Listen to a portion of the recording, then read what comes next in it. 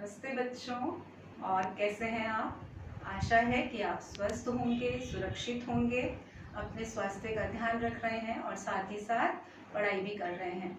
आपको दिन प्रतिदिन जो है लेसन भेजे जाते हैं, आशा है कि आप उसे पढ़ते होंगे। कल मैंने आपका हिंदी व्याकरण में वर्ण विचार, शब्द विचार और वाक्य विचार लिया था। चलिए आज हम दूसरा लेसन स्टार्ट करते हैं, संज्ञा, जिसका विषय क्या है? हिंदी विषय में हम पढ़ेंगे संज्ञा, जो कि अब बचपन से बड़े तक पढ़ते रहते हैं और जब हम बड़ी क्लासों में आ जाते हैं तो संज्ञा को भूल जाते हैं और फिर उसका दोहरान करना पड़ता है।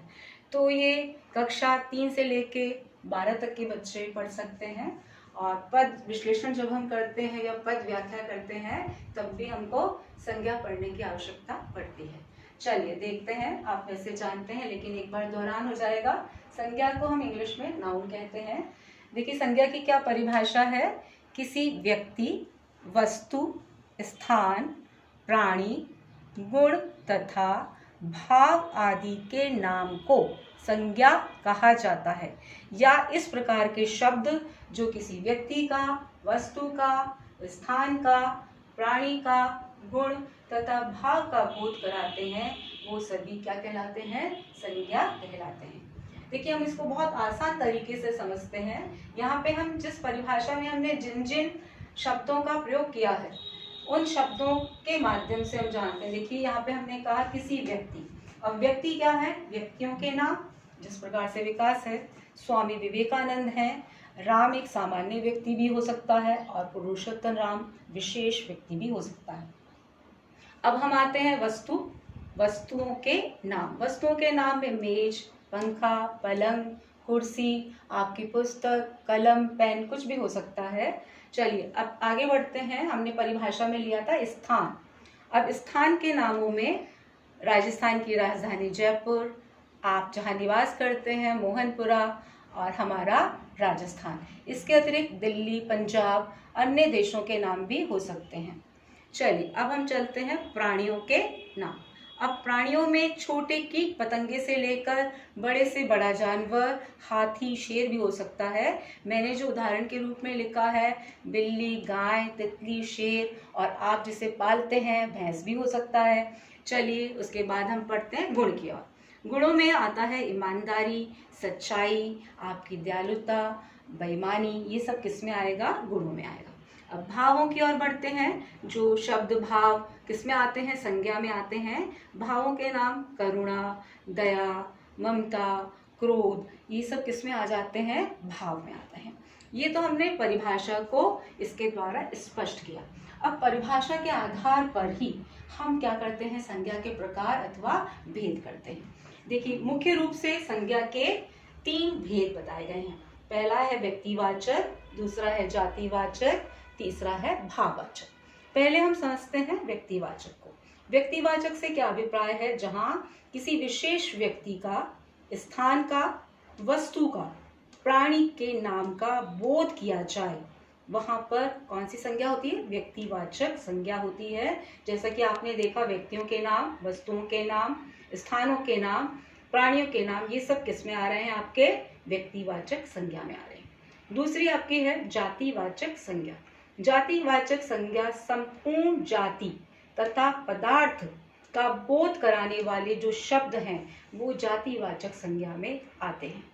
जातिवाचक संज्ञा को समूहवाचक और द्रव्यवाचक 2 भागों में विभक्त किया गया है। इसमें हम समूहवाचक में लेते हैं बालक, जानवर, शिक्षक, भवन, देश तथा नदी।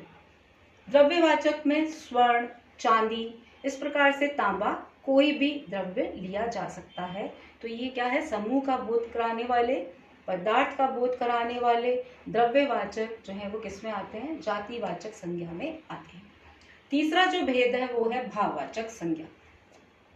अब भाववाचक संज्ञा की जो परिभाषा है वो इस प्रकार है, जिस शब्द से भाव, गुण, अवस्था तथा दशा का बोध हो। दोबारा से एक बार देखें। भाववाचक संज्ञा में जिस शब्द से भाव, गुण, अवस्था तथा दशा का बोध हो उसे हम भाववाचक संज्ञा कहते हैं। भावों में देखिए ममता, उत्साह, प्रेम, वात्सल्य, ये सब भाव में आता है। गुण में हमने यहाँ पे भी बात की थी, सच्चाई, ईमानदारी, मेहनत, ये सब किस में आता है? हमारे गुणों में आता है। चलिए अवस्था देखिए, हमारे जीवन की अवस्थाएं होती हैं, बचपन है, बुढ़ापा है, प्रौढ़ावस्था है, युवा अवस्था है, ये सब अवस्थाओं में आता है।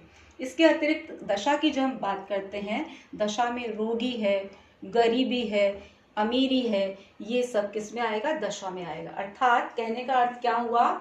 जहाँ पर भाव, गुण, अवस्था तथा दशा का बोध कराने वाले जो शब्द हैं वह भाववाचक संज्ञा कहलाते हैं।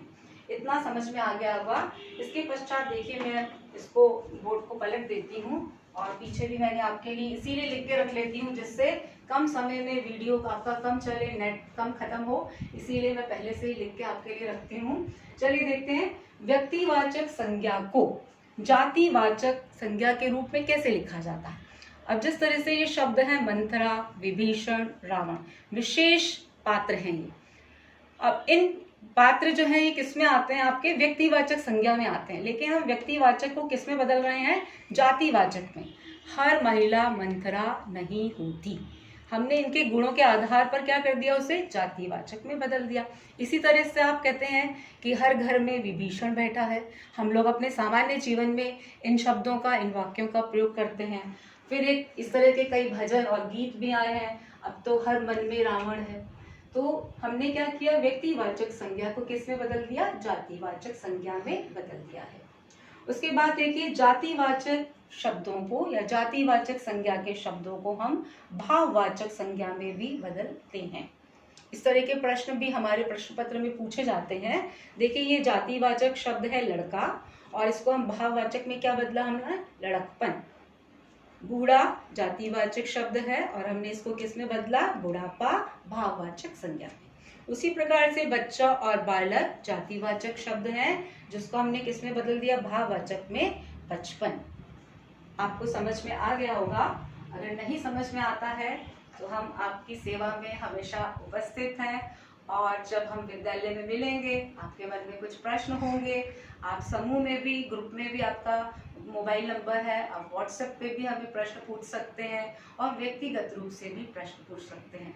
इन्हीं आशाओं के साथ, इन्हीं शुभकामनाओं के साथ कि आप स्वस्थ रहें, सुरक्षित रहें, मुस्कुराते रहें और पढ़ाई की ओर ध्यान देते रहें।